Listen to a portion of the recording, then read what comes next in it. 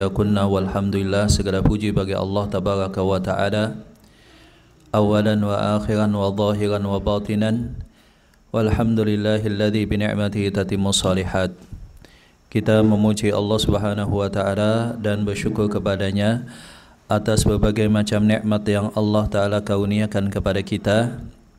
Dan walhamdulillah, kita mendapatkan semua nikmat Allah subhanahu wa ta'ala. Nikmat Allah subhanahu wa ta'ala itu bertingkat-tingkat ibu-ibu. Yang pertama, nikmat yang paling tinggi itu adalah nikmat al-hidayah. Nikmat yang paling tinggi itu adalah al-hidayah. Bisa dengan izin Allah subhanahu wa ta'ala berislam, kemudian beriman, itu adalah nikmat yang paling mahal dan tidak ternilai. Karena itulah ketika dulu Rasulullah SAW beliau membujuk pamanda beliau Abu Talib saat sedang sakaratul maut supaya masuk ke dalam Islam, Allah Ta'ala menurunkan firman-Nya, innaka lan tahdi man ahbabta walakinnallaha yahdi man yasha. Wahai Muhammad, engkau tidak bisa memberikan hidayah kepada orang yang engkau cintai, sebab hidayah mutlak milik Allah yang Allah Ta'ala berikan kepada siapa saja yang dikehendaki. Al-Imam Asy-Syafi'i beliau menyatakan, seandainya hidayah itu sesuatu yang diperjualbelikan, aku akan membeli sebanyak-banyaknya, kemudian aku akan bagikan. Maka walhamdulillah kita mendapatkan nikmat yang paling mahal, yaitu nikmat apa tadi Ibu? Hidayah. Kemudian sesudah hidayah pada tingkatan yang kedua itu adalah nikmat al-aman, nikmat rasa aman. Nikmat rasa aman, dan lawan daripada rasa aman adalah apa ibu-ibu? Ketakutan. Jadi kita merasa aman pada jiwa kita, fisik kita, harta kita, keluarga kita, rumah kita. Itu adalah nikmat yang sangat besar daripada Allah Subhanahu wa ta'ala. Dan alhamdulillah kita bisa mendapatkan nikmat aman ini. Kita tidak khawatir badan kita dilukai, nyawa kita dihilangkan. Demikian juga harta dan keluarga kita dalam rasa aman. Maka ini adalah nikmat yang paling besar sesudah nikmat hidayah. Yang kedua adalah nikmat rasa aman. Walaupun kemarin sedikit terganggu rasa aman ini. Nah, aman itu didapatkan dengan cara beriman. Aman itu adalah buah daripada iman. Sebagaimana assalam atau assalamah, keselamatan di dunia dan di akhirat, itu buah daripada Islam. Jadi dengan beriman kita akan mendapatkan rasa aman, dan dengan berislam kita akan mendapatkan keselamatan. Nah, kemudian pada tingkatan yang ketiga, nikmat yang paling besar di sisi Allah itu adalah as-sihhah, al-afiyah.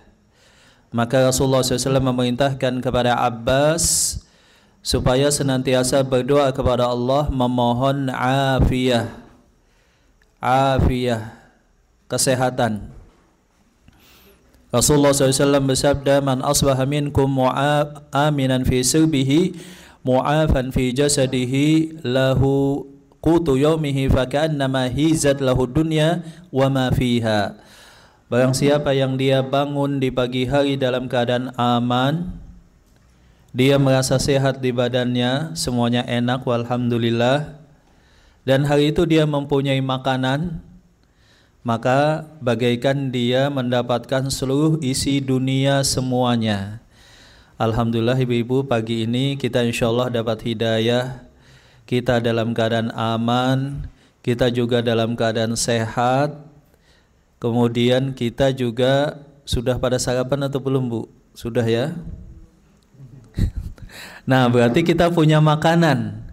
Berarti kita bagaikan orang yang paling kaya di dunia. Alhamdulillah. Nah, kemudian ibu-ibu yang dirahmati Allah Subhanahu wa taala, nikmat yang keempat baru harta. Nikmat derajat harta itu berada pada urutan yang keempat sesudah hidayah. Hidayah untuk berislam, beriman, untuk mendapatkan amal soleh dan ilmu yang bermanfaat. Kemudian juga tadi aman, kemudian kesehatan, kemudian harta. Kemudian harta. Kita lanjutkan kajian kita ibu-ibu. Kita sampai pada rukun iman. Pembahasan kita sampai pada rukun iman. Rukun iman yang pertama, kita akan membahas terlebih dahulu rukun iman yang pertama. Rukun iman, sekali lagi kita ulang, ada 5 atau 6 ibu-ibu? 6. Kadang-kadang kalau anak-anak kita usia SD kalau tanya itu suka ketukar. Kadang rukun iman dibilang 5, rukun Islam dibilang 6. Kalau kita sudah dewasa insya Allah sudah sangat hafal. Rukun iman yang pertama itu adalah iman kepada Allah Subhanahu wa taala. Kemudian iman kepada malaikat, kemudian kepada kitab suci, kemudian kepada para rasul, kemudian iman dengan hari kiamat dan iman kepada al-qadha dan qadar daripada Allah Subhanahu wa taala. Dan ini disebutkan di dalam hadis Rasulullah sallallahu alaihi wasallam, yakni hadis Jibril, di mana Jibril datang kepada Rasulullah SAW dalam wujud seorang manusia, bertanya kepada Rasulullah SAW, hadis yang diriwayatkan oleh Umar bin Khattab, dikeluarkan oleh Imam Muslim, ya Rasulullah, akhbirni mal iman. Wahai Rasulullah, beritahukan kepadaku apa itu iman.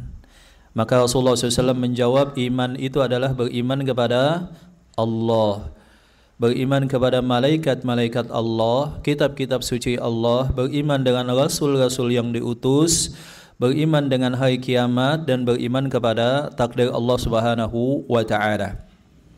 Di sini beliau penulis kitab ini menyebutkan al-imanu billah. Al-imanu billahi tabaraka wa taala huwa at-tasdiqul jazimu wal iqrarul kamilu wal i'tirafu tammu biwujudillahi azza wa jalla wa bi rububiyyatihi wa uluhiyyatihi.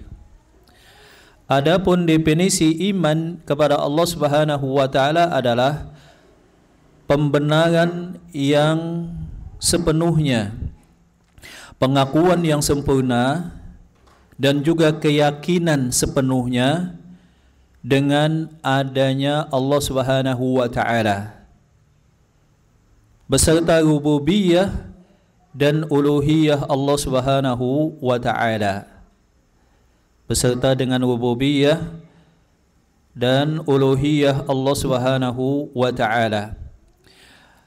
Watmi'nanul qalbi bidzalika mi'nanan tura atharuhu fi sulukil abd. Kemudian hati seorang hamba tadi betul-betul tenang dengan iman tadi, dan imannya terlihat pada kelakuannya. Waltizamu awamirihi subhanahu wa ta'ala wajtinabu nawahi, yaitu dalam bentuk dia taat kepada perintah Allah dan menjauhi semua larangan Allah Subhanahu wa ta'ala. Ini adalah definisi iman dari penulis kitab ini yang diintisarikan daripada definisi-definisi yang disebutkan oleh para ulama, bahwa iman itu adalah keyakinan yang bulat, demikian juga pengakuan sepenuhnya bahwa Allah Subhanahu wa taala adalah zat yang maha wujud, berikut dengan rububiyah dan uluhiyah Allah Subhanahu wa taala, dan hatinya merasa tenang dan yakin dengan hal demikian, dan itu tampak pada kelakuan seorang hamba dalam bentuk dia melakukan perintah-perintah Allah dan dia menjauhi larangan Allah Subhanahu wa taala. Ini yang disebut dengan iman. Dan kalau kita lihat bahwa iman itu mencakup 3 aspek ibu-ibu. Aspek yang pertama adalah al-qalb atau hati. Jadi hati seorang hamba dikatakan beriman jikalau dia meyakini sepenuhnya, tidak bercampur dengan keraguan sedikit pun. Adapun yang kedua adalah dengan lisan. Iman tanpa diucapkan tidak diterima di sisi Allah Subhanahu wa taala. Dia wajib mengucapkan kalimat syahadat asyhadu an la ilaha illallah wa asyhadu anna Muhammadar Rasulullah. Adapun yang ketiga, iman juga wajib terlihat terefleksi dalam aktivitas anggota badan. Jadi dia wajib melakukan apa yang disebut dengan rukun iman. Melakukan rukun iman. Maka bukanlah seorang muslim seseorang yang hanya beriman dengan lisannya, tidak dengan hatinya. Siapa yang beriman dengan lisan saja ibu-ibu? Orang munafik yang nifaknya besar, nifakul akbar. Contohnya misalkan Abdullah bin Ubay, contohnya misalkan Ubay bin Salul. Kemudian iman juga tidak sah kalau beriman dengan hati tapi tidak diucapkan.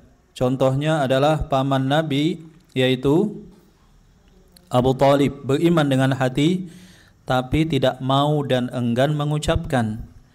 Dan iman juga tidak sah ketika dia meninggalkan amal. Ketika dia meninggalkan amal, mutlaqul amal dia tinggalkan. Dia meninggalkan jinsul amal atau jinsul ibadah. Enggak pernah sholat sama sekali misalkan, enggak pernah melakukan rukun Islam, berpaling daripada Islam. Nah, yang demikian juga bukan muslim, bukan mukmin, atau seseorang yang disebut hanya Islam KTP, enggak pernah melakukan rukun Islam. Fal imanu billahi ta'ala huwa asasul aqidatil islamiyyati wa lubbuha. Maka inti daripada Islam itu adalah rukun iman. Dan inti atau prioritas yang pertama pada rukun iman itu adalah beriman kepada Allah Subhanahu wa ta'ala. Dan semua rukun iman yang lain, yang 5 sesudahnya, itu disandarkan kepada rukun iman yang pertama. Jadi pertama, rukun iman itu satu kesatuan. Tidak sah keimanan dan keislaman kecuali beriman dengan semua rukun iman yang 6. Adapun yang kedua, dari rukun iman yang 6 tadi, yang menjadi inti dan paling penting adalah rukun iman yang pertama. Adapun yang ketiga poinnya, semua rukun iman yang lain dari yang kedua sampai ke-6 semuanya disandarkan dan mengikuti rukun iman yang pertama. Naam. Fal imanu billahi ta'ala yatadammanul imana biwahdaniyatihi wa istiqaqihi lil ibadati wa bi asma'ihi wa sifatihi. Iman kepada Allah Subhanahu wa taala meliputi pada beberapa hal. Yang pertama, beriman bahwa Allah Subhanahu wa taala itu wujud adanya, bahwa Allah taala itu wajibul wujud, eksis, ada. Maka salah satu sifat Allah Subhanahu wa taala yang wajib diimani adalah wujudullahi subhanahu, adanya Allah Subhanahu wa taala. Allah Subhanahu wa taala maha ada, maha hidup, maha kuasa, dan Allah Subhanahu wa taala berhak atas sifat itu walaupun manusia tidak beriman, walaupun manusia misalkan belum diciptakan. Jadi sudah berhak atas sifat tersebut. Adanya alam semesta dan semua ciptaan itu menunjukkan adanya Sang Pencipta. Adanya Sang Pencipta. Tidak mungkin di dunia ini semuanya terjadi secara sudfatan atau kebetulan, atau terjadi begitu saja tanpa ada yang menciptakan, tanpa ada yang menciptakan. Dan bahwa kebetulan itu adalah kemungkinan, dan ini adalah mustahil. Kemudian yang maha kuasa itu mustahil ada yang berbilang, wajib hanya satu atau al-ahad. Sebab kalau berbilang pasti akan terjadi kekacauan, pasti salah satunya akan tunduk kepada yang lainnya, atau terjadi persengketaan. Maka kita beriman bahwa Allah itu wujud, dan bahwa Allah Subhanahu wa taala itu ahad dengan wahdaniyahnya. Dan juga kita beriman kepada Allah Subhanahu wa taala secara uluhiyah. Secara uluhiyah maksudnya adalah bahwa Allah adalah khaliq dan kita adalah makhluk. Bahwa makhluk wajib beribadah kepada khaliq, kepada al-khaliq. Dan juga kita wajib beriman dengan nama-nama dan sifat Allah Subhanahu wa taala. Walillahi tis'atun wa tis'una asman. Allah mempunyai 99 nama. Tidak memudaratkan dari mana yang kita awali terlebih dahulu. Barang siapa yang menghafal dan memahaminya, dia akan masuk surga Allah Subhanahu wa taala. Demikian juga Allah taala mempunyai sifat yang tidak terbatas. Sifatnya sangat banyak. Nah, dengan demikian ibu-ibu, wajibnya kita beriman kepada Allah itu meliputi rububiyah, uluhiyah, dan asma wa sifat. Sekarang kita kembali masuk kepada tauhid uluhiyah, tauhid rububiyah. Kita masuk pada tauhid rububiyah. Yang dimaksud dengan tauhid rububiyah itu adalah keyakinan yang sepenuhnya. Demikian juga pengakuan bahwa Allah Subhanahu wa taala adalah pencipta dan pemilik semuanya. Jadi apapun yang di dunia ini, maka pencipta dan pemiliknya adalah Allah Subhanahu wa taala. La syarikalah, tidak ada berbilang. Wa huwal khaliqu wa huwa mudabbirul alam wal mutasarrifu fihi. Dialah Allah Ta'ala yang menciptakan, yang mengatur alam semesta, dan yang maha kuasa atas segala sesuatu. Dialah Allah Subhanahu wa taala yang menciptakan hamba-hambanya, memberikan rezeki kepada semua makhluknya, kemudian menghidupkan, mematikan, dan tidak ada pergantian atau yang bisa menolak hukum Allah Subhanahu wa taala. Apa yang Allah Ta'ala kehendaki itu yang akan terjadi, dan apa yang Allah Ta'ala tidak kehendaki maka mustahil bisa terjadi. Dan setiap makhluk yang ada di langit dan di bumi itu adalah makhluk Allah Subhanahu wa taala, sepenuhnya di bawah kekuasaan Allah Subhanahu wa taala. Jadi itu adalah makna daripada tauhid rububiyah. Kita meyakini sepenuhnya tanpa ada keraguan sedikit pun bahwa Allah lah dia satu-satunya yang maha menciptakan, telah menciptakan alam semesta, memiliki, mengatur segalanya, memberikan rezeki. Kemudian yang berlaku adalah kehendak Allah Subhanahu wa taala dengan takdirnya, dan ini disebut dengan tauhid rububiyah, atau dalam bahasa yang lebih sederhana adalah mentauhidkan Allah dengan kemahakuasaan Allah. Jadi kita mentauhidkan Allah dari sudut kemahakuasaan Allah. Dan ayat-ayatnya sangat banyak. Contohnya misalkan Allah Ta'ala berfirman, Alhamdulillahi Rabbil Alamin. Segala puji bagi Allah, pencipta dan pemilik Rabb semesta alam. Atau misalkan firman Allah Subhanahu wa taala, ala lahul khalqu wal amru tabarakallahu rabbul alamin. Bagi Allah lah penciptaan dan semua urusan, Allah lah yang mengaturnya, Allah Rabb semesta alam. Huwallazi khalaqa lakum ma fil ardi jami'a. Allah lah yang telah menciptakan bagi kalian apapun semua yang ada di bumi. Demikian juga rezeki kita. Allah Ta'ala berfirman, Innallaha huwa razzaqu dzul quwwatil matin. Allah lah yang maha memberi dan dia maha kuat serta maha perkasa. Allah Ta'ala juga berfirman, Qul man biyadihi malakutu kulli syai'. Katakanlah, siapakah yang di tangannya kekuasaan dan kekuatan untuk mengatur segalanya. Maka ini adalah tauhid rububiyah. Tauhid ini ibu-ibu diakui oleh semua manusia yang hati nuraninya masih murni dan akal dan logikanya masih sehat serta normal.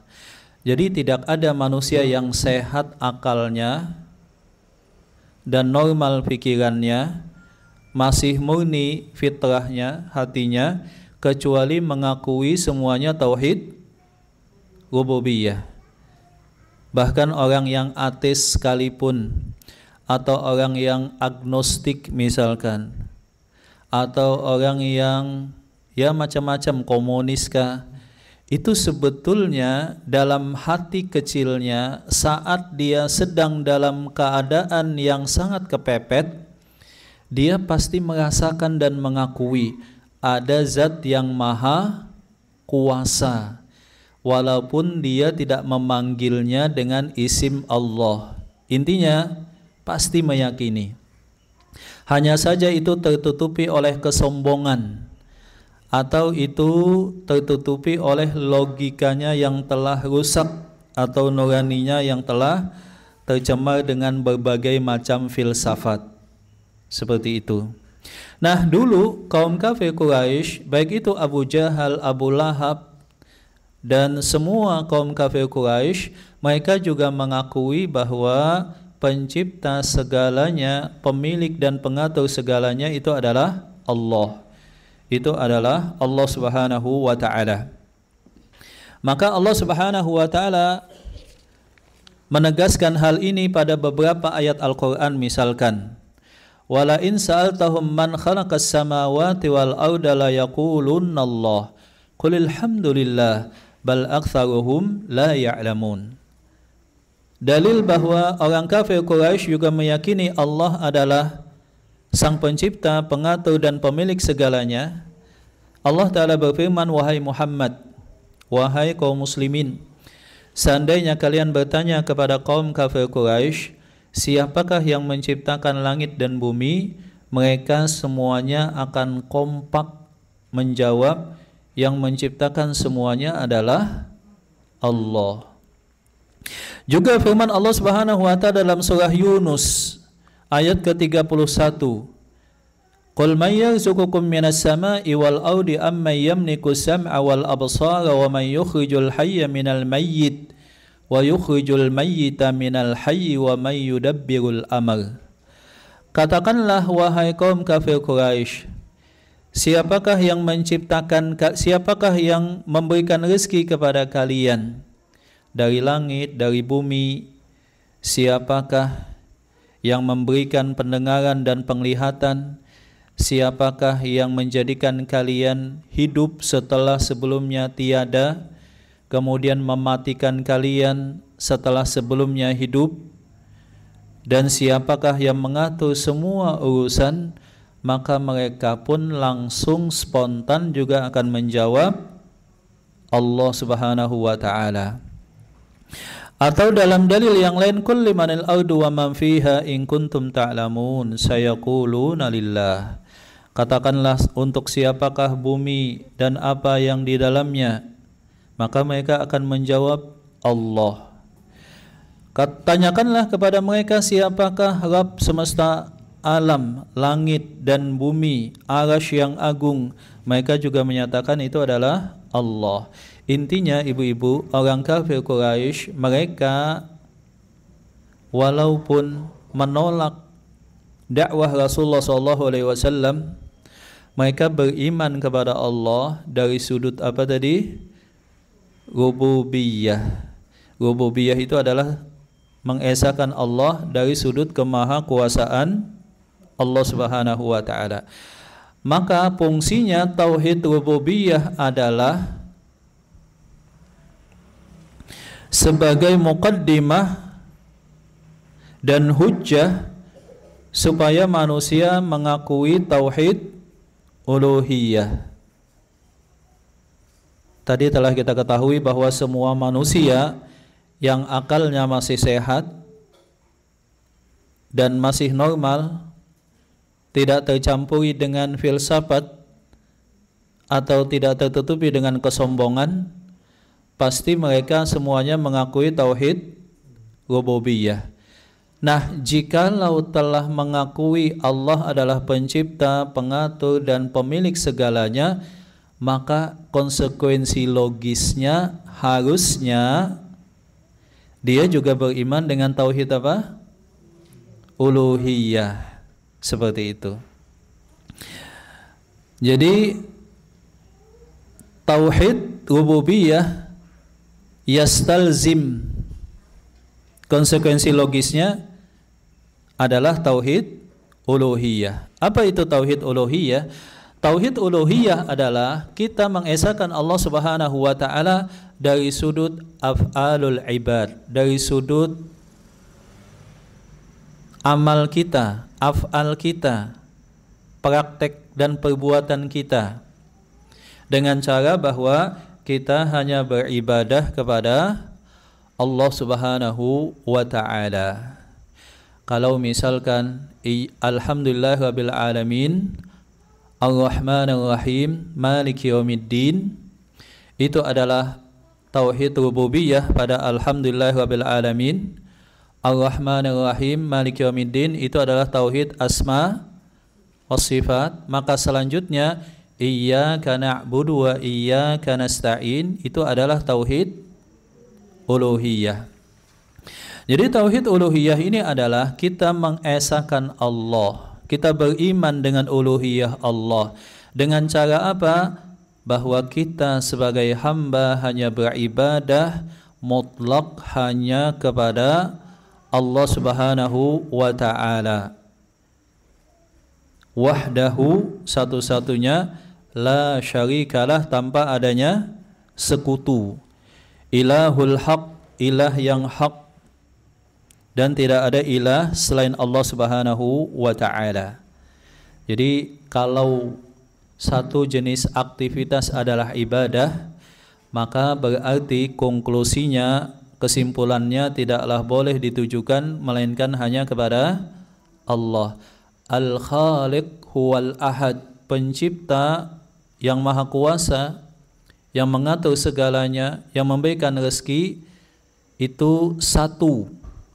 Adapun selain yang satu itu adalah makhluk. Malaikat disebut dengan makhluk, para nabi dan rasul disebut dengan makhluk. Maka makhluk wajib beribadah kepada Al-Khaliq langsung, tanpa ada perantara, hanya kepada Allah, tanpa ada sekutu baginya. Maka ibadah itu melingkupi 3 aspek. Ada kalau kita lihat ibadah yang sifatnya hati.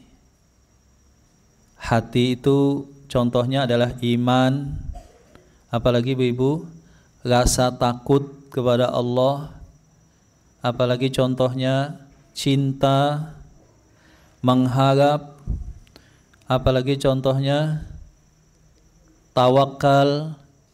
Nah, itu adalah ibadah yang ada di dalam hati. Menghinakan diri ya kepada Allah Subhanahu wa taala, mengharap kepada Allah, itu contoh ibadah hati. Atau ibadah anggota badan. Contohnya misalkan kita tahu seperti sholat, contohnya misalkan puasa, membaca Al-Quran, mengeluarkan zakat, haji, kemudian berjihad, dan yang semacamnya. Atau ibadah lisan, contohnya apa? Membaca Al-Quran, berzikir kepada Allah, amar ma'ruf nahi munkar, menyampaikan nasihat dan ilmu, maka apapun itu jikalau masuk dalam definisi ibadah tidak boleh ditujukan melainkan hanya kepada Allah. Kalau ditujukan kepada Allah disebut dengan tauhid. Kalau ditujukan kepada selain Allah disebut dengan kesyirikan. Maka dengan demikian ibadah yang paling tinggi adalah tauhid. Sebagaimana dosa yang paling besar adalah kesyirikan. Dosa yang paling besar adalah kesyirikan kepada Allah Subhanahu wa taala. Apa itu ibadah? Ibadah kata Imam Ibnu Taimiyah adalah ismun jami'un li kulli ma yuhibbuhu wa yardahu minal aqwal wal a'mal adh-dhahirah wal batinah. Ibadah itu adalah semua yang Allah taala perintahkan atau ada keterangan dicintai oleh Allah dan Rasul-Nya, termuat di dalam Al-Quran dan hadis yang sahih, baik itu amal yang zahir atau batin, baik itu perkataan di dalam hati maupun perbuatan. Jadi intinya kalau ada keterangan disenangi atau dicintai oleh Allah atau Rasul-Nya, atau diperintahkan oleh Allah dan Rasul-Nya, berarti satu aktivitas itu adalah ibadah. Nah, kalau sudah jelas satu aktivitas itu ibadah, berarti hanya boleh kita tujukan sepenuhnya kepada Allah. Ringkasnya, inna sholati wa nusuki wa mahyaya wa mamati lillahi rabbil alamin la syarika lahu wa bidzalika umirtu wa ana minal muslimin. Naam. Contohnya kata beliau di dalam kitab ini adalah iyyaka na'budu wa iyyaka nasta'in. Ya Allah, hanya kepada Engkau kami beribadah dan hanya kepada Engkau kami berdoa minta tolong. Pada ayat ini ada beberapa faedah. Yang pertama, ibadah didahulukan sebelum doa.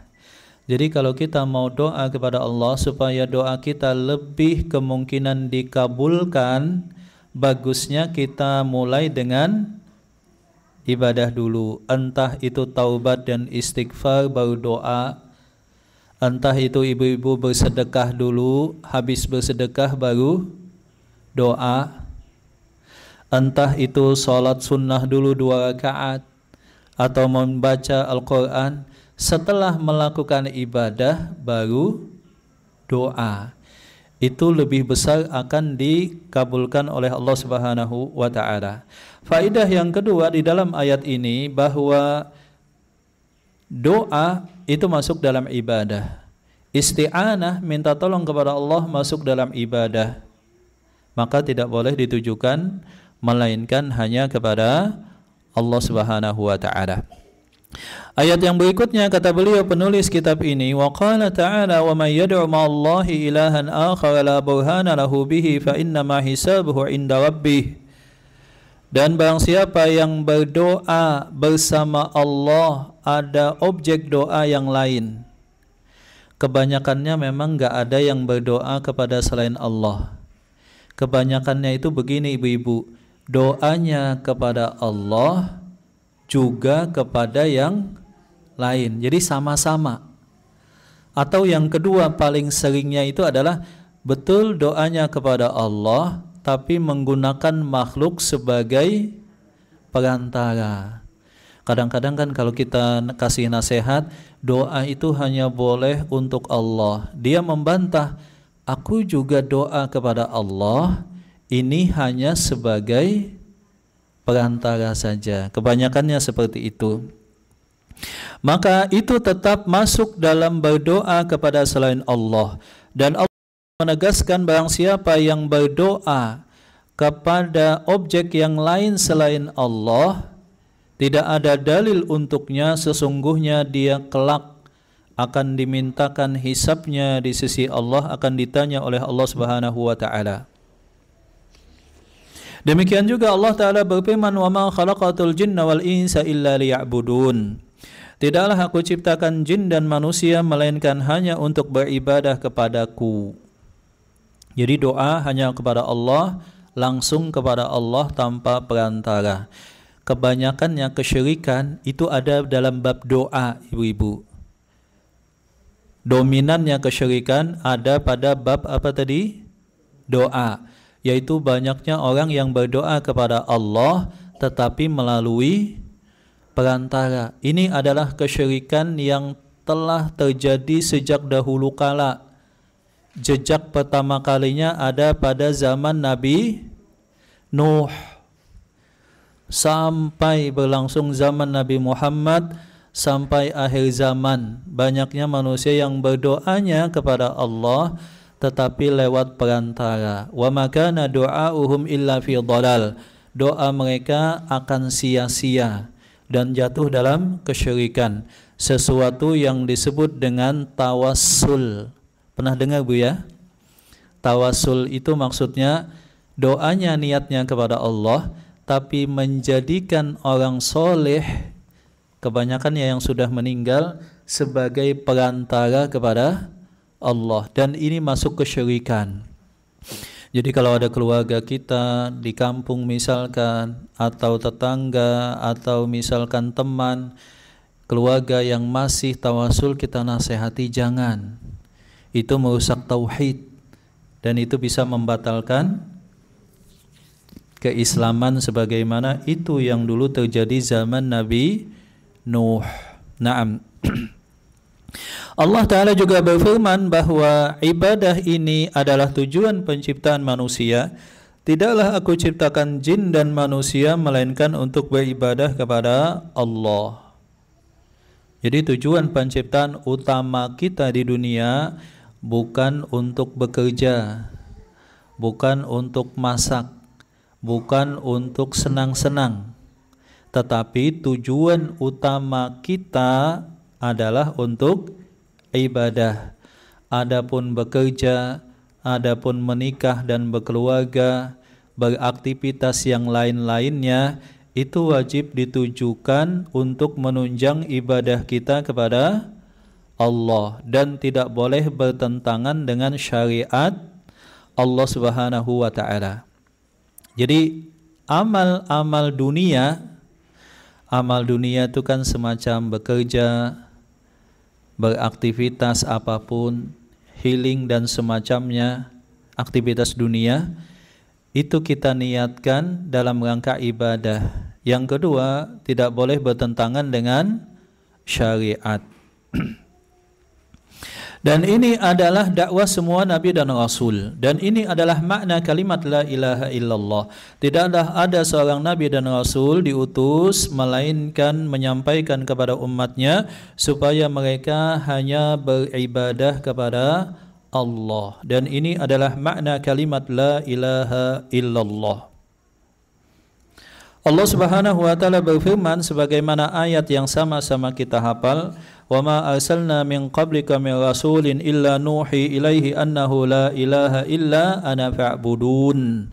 Tidaklah aku utus seorang nabi dan rasul melainkan semuanya menyampaikan sembahlah Allah, jangan beribadah kepada selain Allah Subhanahu wa Ta'ala.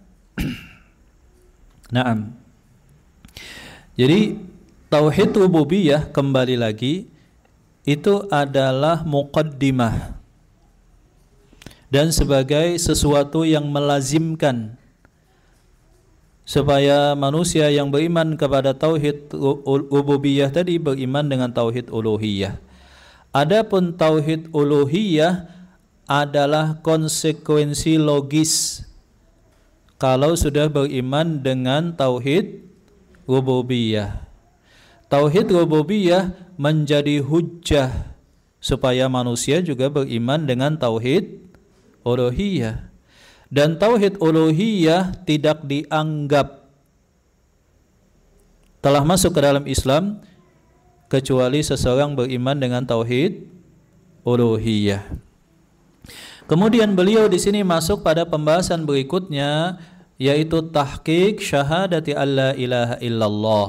Bagaimana mengamalkan, bagaimana meyakini kalimat la ilaha illallah.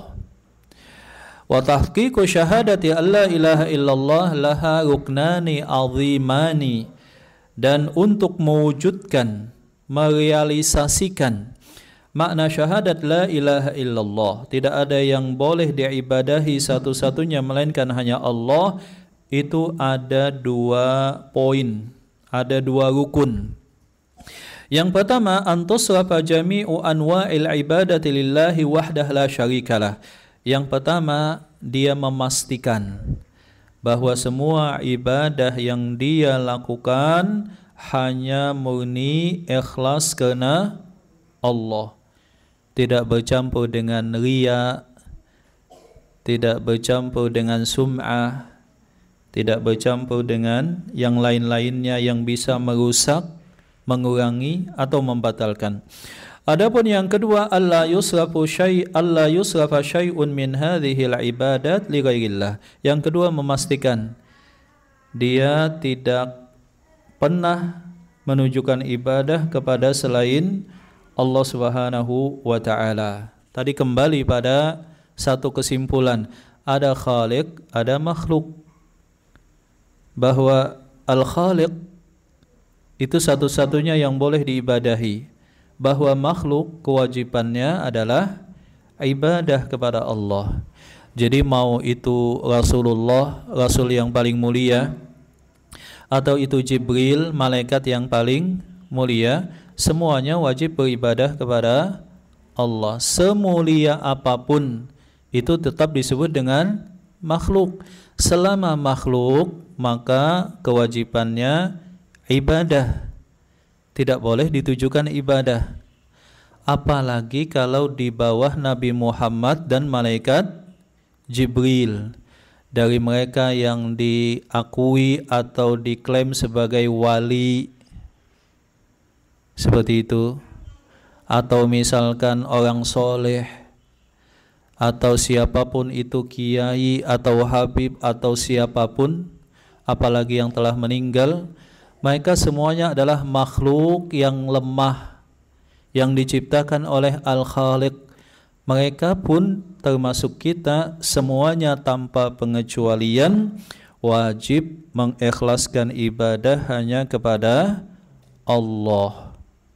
Nah, ini yang kebanyakan orang tidak memahami atau memahami tetapi tidak mengamalkannya. Kemudian beliau lanjut pada poin berikutnya, wala ibadatul lati tusrafu lillahi ta'ala wahdahu la tasihu illa bisyartain. Nah, kalau kita sudah memahami, kata beliau, definisi ibadah dan bahwa ibadah wajib ditujukan kepada Allah, maka ketahuilah bahwa ibadah tidaklah sah dilakukan melainkan tercukupi 2 syarat. Syarat yang pertama adalah ikhlas. Wa ma umiru illa liya'budullaha mukhlishina lahuddin hunafa. Inna salati wa nusuki wa mahyaya wa mamati lillahi rabbil alamin. Ikhlas. Dan tidak ada yang paling berat bagi hati seorang hamba melainkan ikhlas. Ikhlas itu menunjukkan ibadah hanya kepada Allah, tanpa melihat pandangan manusia, baik dipujikah atau dihinakah, bagi dia sama. Ya, semasa dia ikhlas kepada Allah. Kalau ada seseorang beribadah kepada Allah tapi ada tendensi dunia, ingin mendapatkan keuntungan harta, jabatan, atau pujian, atau apapun itu, maka itu disebut tidak ikhlas. Jadi yang pertama ikhlas. Ikhlas ini sangat penting, tetapi juga sangat sulit.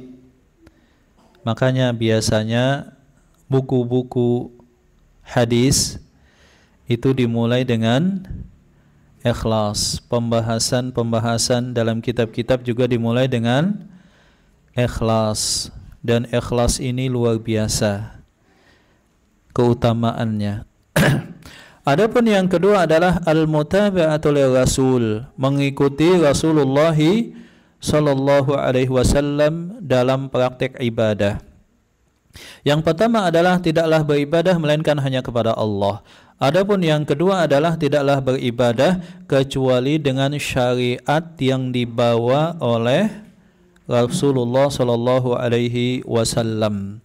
Yang pertama, ikhlas adalah konsekuensi la ilaha illallah. Adapun mengikuti sunnah Nabi adalah konsekuensi wa asyhadu anna Muhammadar Rasulullah. Dan ini adalah aslani azimani fil Islam. Ini adalah dua hal yang paling pokok dalam Islam.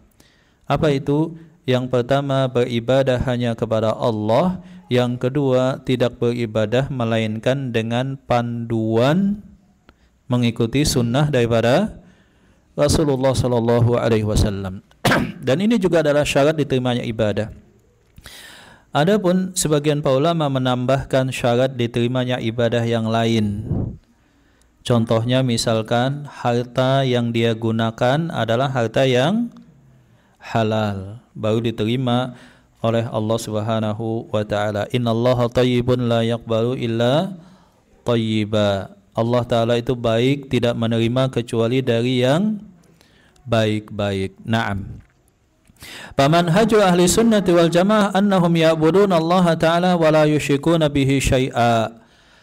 Maka manhaj ahlu sunnah adalah bahwa ahlu sunnah itu ciri khasnya adalah mereka semangat beribadah kepada Allah. Mereka tidak melakukan kesyirikan sedikit pun. Mereka ketika berdoa tidaklah menunjukkan permintaan mereka kecuali kepada Allah. Tidak juga minta tolong, istighatsah, melainkan hanya kepada Allah. Tidak tawakal, melainkan hanya kepada Allah. Tidak takut, melainkan hanya kepada Allah. Dan mereka mendekatkan diri, tunduk patuh sepenuhnya, taat kepada Allah dengan berbagai macam amal-amal ibadah. Ini ciri khas ahlu sunnah. Dan itu adalah pengamalan daripada firman Allah wa'budullaha wa la tusyriku bihi syai'a pada surah An-Nisa ayat 36. Sembahlah Allah, tapi ingat jangan sampai kalian berbuat kesyirikan. Nah, yang ketiga adalah beriman kepada Allah dengan asma dan sifat. Sebagaimana kita ketahui tadi bahwa Allah Subhanahu wa taala mempunyai nama-nama dan Allah Subhanahu wa taala mempunyai sifat-sifat. Setiap nama terkandung di dalamnya sifat, ibu-ibu. Tetapi tidak setiap sifat bisa dipanggil atau dijadikan sebagai nama. Perhatikan kaidahnya, nama dan sifat Allah Subhanahu wa taala sangat banyak, tidak berbilang. Kemudian yang kedua, setiap nama terkandung di dalamnya sifat, tetapi tidak semua sifat bisa dijadikan nama. Adapun kaidah yang berikutnya, semua nama Allah adalah husna, baik, dan semua sifat Allah ulia, agung atau tinggi. Jadi kita harus beriman kepada Allah, rububiyah, uluhiyah, dan asma was sifat. Adapun makna beriman kepada Allah dengan asma dan sifat Allah adalah i'tiqadul jazimu bi anna Allah ta'ala lahul asmaul husna wa sifatul ula wa huwa muttasifun bi jami'i sifatil kamali wal jamali wa munazzahun an jami'i sifatin naqsi wal aibi mutafarridun bidzalika an jami'il kainati. Definisi kata beliau beriman dengan asma dan sifat Allah adalah kita beriman sepenuhnya bahwa Allah Ta'ala mempunyai nama-nama yang husna dan juga sifat-sifat yang ulia, bahwa Allah Subhanahu wa Ta'ala zatnya bersifat dengan semua sifat kesempurnaan dan keindahan, dan Allah Ta'ala suci dari semua sifat yang sifatnya aib dan kekurangan. Dan Allah Subhanahu wa taala esa dengan nama-nama dan sifatnya dari semua makhluk yang lain. Ini definisi beriman dengan asma dan sifat Allah. Nama Allah itu di dalam hadis memang disebutkan ada 99. Apakah itu pembatasan? Tidak. Jadi sangat banyak nama Allah. Dalilnya adalah doa yang diajarkan oleh Rasulullah SAW. Rasulullah SAW salah satu doa beliau berdoa, Allahumma inni abduk wabnu abdik wabnu amatik nasiyati biyadik madin fiyya hukmuk adlun fiyya qada'uk as'aluka bikulli ismin huwa lak. Ya Allah, aku memohon kepada Engkau dengan semua nama yang Engkau jadikan nama, samaita bihi nafsak, yang Engkau berikan zatmu dengan nama tersebut, au anzaltahu fi kitabik, atau nama itu Engkau tulis dalam kitab suci, au 'allamtahu ahadam min khalqik, atau nama itu Engkau beritahukan kepada sebagian hamba mulia, aw istatharta fi ilmil ghaibi indak, aku juga memohon kepadamu dengan nama-nama yang hanya Engkau yang tahu. Berarti kan ada nama-nama yang hanya Allah yang mengetahuinya, nama-nama rahasia. Dan di antara nama Allah Subhanahu wa taala paling agung, dan nama Allah atau isim Allah yang paling agung itu adalah, ibu-ibu tahu? Allah, ya. Jadi nama yang paling agung, isim Allah yang paling agung itu adalah Allah. Allah itu dijelaskan dengan isim yang lain, tapi Allah tidak bisa menjadi penjelas bagi nama-nama yang lain. Wallahu, biasanya baru kemudian ada isim-isim yang lainnya. Nah, selain itu ada nama Allah Ta'ala yang agung lainnya. Contohnya misalkan Ar-Rahman. Contoh lagi terutama Ya Hayyu, Ya Qayyum, atau juga yang lainnya Ya Dzal Jalali wal Ikram. Terutama Ya Hayyu Ya Qayyum, kata Imam Ibnu Taimiyah, tidaklah seorang hamba berdoa dalam salat malamnya pada saat sujudnya dia mengucapkan Ya Hayyu Ya Qayyum la ilaha illa anta birahmatika astaghis aslih li sya'ni kullahu wa la takilni ila nafsi tarfata'in, kecuali Allah Ta'ala akan memudahkan semua urusannya. Diucapkan ketiga saat sholat malam, terutama saat sedang sujud. Nah, itu luar biasa, Bu. Coba ibu-ibu praktekkan, misalkan bangun tengah malam atau beberapa saat sebelum subuh, jam 4 kah, setengah 5 bangun sholat tahajud, kemudian saat ketiga sujud perbanyak doa yang tadi, Ya Hayyu Ya Qayyum birahmatika astaghis dan seterusnya. Itu luar biasa, kata Al-Imam Ibnu Taimiyah. Naam.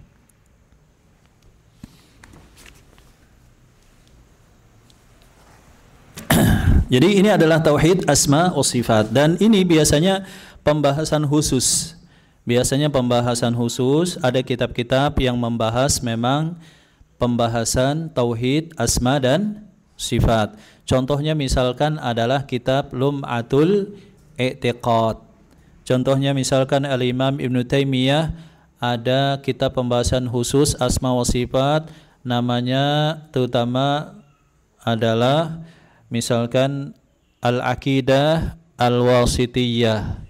Nah, itu bagus kita baca, ibu-ibu. Intinya dalam akidah asma wa sifat, kita meyakini semua nama dan sifat Allah Subhanahu wa ta'ala dan tidak menolaknya. Tidak menolaknya, baik itu sifat yang sifatnya dzatiyah, Sifat Dzatiyah itu contohnya Allah Ta'ala mempunyai tangan, Allah Ta'ala mempunyai wajah, mempunyai mata. Atau sifat Ma'nawiyah. Ma'nawiyah itu contohnya Allah Ta'ala maha melihat, maha mendengar, maha kuasa, dan seterusnya. Maka pembahasan sifat Ma'nawiyah rata-rata semuanya menerima.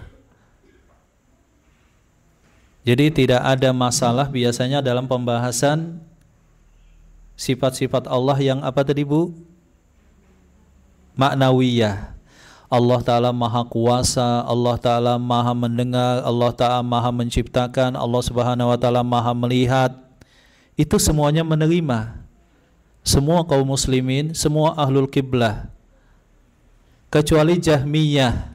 Nah, kecuali Jahmiyah. Jahmiyah mereka menyatakan Allah Ta'ala adalah zat tanpa mempunyai sifat, tanpa mempunyai sifat dan nama.